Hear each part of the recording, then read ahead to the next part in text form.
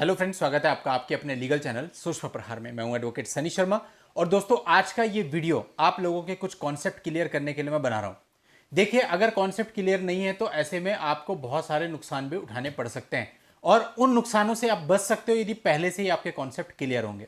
दोस्तों, आज की इस वीडियो में जो प्रैक्टिकली मैं फेस कर रहा हूं, पिछले काफी समय से देख रहा हूं कि लोग एक गलत अवधारणा बना करके आगे बढ़ रहे हैं, और बाद में जब वो गलत अवधारणा की सच्चाई सामने आती है तो मेंटली पूरे तरीके से टूट जाते हैं। तो इसलिए दोस्तों, आपको गलत अवधारणाओं के बेस पे कभी नहीं चलना। सच्चाई थोड़ी कड़वी हो सकती है, लेकिन अगर सच्चाई को पहले ही समझकर और उसी के आधार पे अपनी अवधारणा बना करके आप आगे चलेंगे तो कभी भी आपको झटका नहीं लगेगा, दुख नहीं होगा, मेंटल पेन नहीं होगा। आप पहले से उसके लिए मेंटली प्रिपेयर होंगे। तो दोस्तों, आज के इस वीडियो में 498A आईपीसी को लेकर के कुछ चीजें मैं आपको बताऊंगा जो डेफिनेटली आपको राहत देंगी, लड़ने में मदद करेंगी।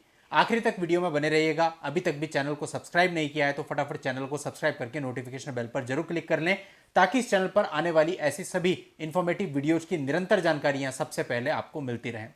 देखिए दोस्तों, आज के समय पे एक टेंडेंसी है, जैसे ही 498A आईपीसी का केस लड़के के ऊपर रजिस्टर्ड होता है, वो एकदम से उसकी क्वेश्चन फाइल कर देता है, यानी एफआईआर होते ही एफआईआर क्वेश्चन डाल देता है। ऐसा इसलिए भी है कि शायद अवेयरनेस बहुत ज्यादा बढ़ गई है, लोगों को पता चल गया है कि भाई क्वेश्चन क्या होती है। पहले लोगों को पता ही नहीं होता था कि क्वेश्चन क्या होती है, अभी वो एकदम से फाइल कर देता है। बहुत सीधी सी बात है, फाइल करना तो बहुत आसान है, एकदम से आपकी क्वेश्चन फाइल हो जाती है। लेकिन आप एक चीज को पहले समझिए कि जो आपकी एफआईआर है उसको एनालाइज कीजिए और देखिए कि क्या उसमें क्वेश्चन के चांस है भी या नहीं। मैंने अपने पुराने वीडियोज में भी आपको कई बार बताया कि अगर आपकी एफआईआर में 10% भी आपको लगता है क्वेश्चन हो सकती है तो क्वेश्चन में जरूर जाना चाहिए। लेकिन दोस्तों, इसके साथ साथ कई बार एफआईआर को देख करके ऐसा साफ पता चलता है कि इस मामले में क्वेश्चन हो ही नहीं सकती, फिर भी आप क्वेश्चन में चले जाते हो, तो केवल आप अपना टाइम वेस्ट कर रहे हो, इसके अलावा कुछ भी नहीं। सेकेंडली, आदमी आज के समय पे ये सोच के चल रहा है कि क्वेश्चन उसका अधिकार है, और जब वो क्वेश्चन में जाता है उसकी मेंटेलिटी ऐसे सेट होती है कि मुझे क्वेश्चन मिलेगी ही। लेकिन सच्चाई ये कहती है कि क्वेश्चन बहुत ही कम मामलों में होती है, केवल 20 से 25% मामले मैक्सिमम है जिनमें क्वेश्चन होती है, बाकी सारे मामलों में क्वेश्चन रिजेक्ट होती है। और अभी तो और टाइट चल रहा है सिनेरियो, लेकिन लड़का ये समझता है मेरे पास तो एविडेंस है, मुझे फटाफट क्वेश्चन मिल जाएगी, मामला खत्म हो जाएगा। क्वेश्चन में आप जा जरूर रहे हैं, लेकिन वो जस्ट आप एक चांस ले रहे हैं।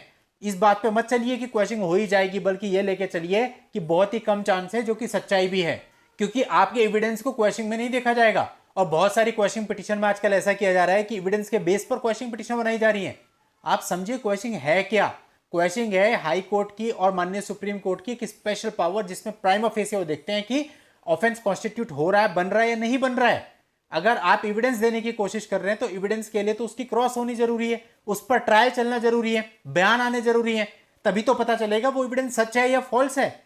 आपके हिसाब से वो सच है, कोर्ट कैसे मान ले इनिशियल स्टेज पे कि वो सच है। और अगर आप एविडेंस को लेके आते हो, इसका मतलब तो आप ट्रायल चलाने की मांग कर रहे हो एक तरह से कोर्ट से। तो हाई कोर्ट कहेगा हम यहां ट्रायल चलाने के लिए नहीं बैठे हैं, ट्रायल चलाना है तो जाकर के लोअर कोर्ट में चलाओ। यहां भाई क्वेश्चन में एक ऐसी पिटीशन लेकर के आओ जिसमें जो कुछ भी आप ग्राउंड बनाओ वो सब प्राइमा फेसी दिखना चाहिए कि भाई इस आधार पे कुछ नहीं बनता था, फिर भी पुलिस ने मुकदमा दर्ज करा दिया है। ये है क्वेश्चन। अगर उन ग्राउंड से कोर्ट कन्विंस होकर के आपकी क्वेश्चन करेगी तो कर सकती है, लेकिन आप सोचो मैं वहां पे 10 एविडेंस दे दूंगा, उस एविडेंस को देख के हाईकोर्ट क्वेश्चन करेगी। ऐसे मामलों में आज के समय पे maximum high court question petition reject कर रही है। और इवन कई सारे ऑर्डर ऐसे आए जहां पे साफ साफ ये लिखा है कि आप या आपके वकील साहब जो है एविडेंस के बेस पे कोशिश कर रहे थे ट्रायल चलाने की, इसलिए खारिज की गई। तो दोस्तों, इसीलिए क्वेश्चन एक टेक्निकल मामला है।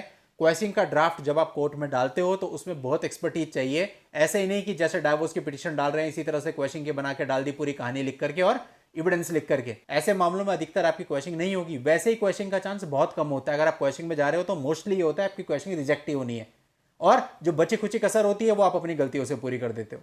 तो ऐसा आपको नहीं करना।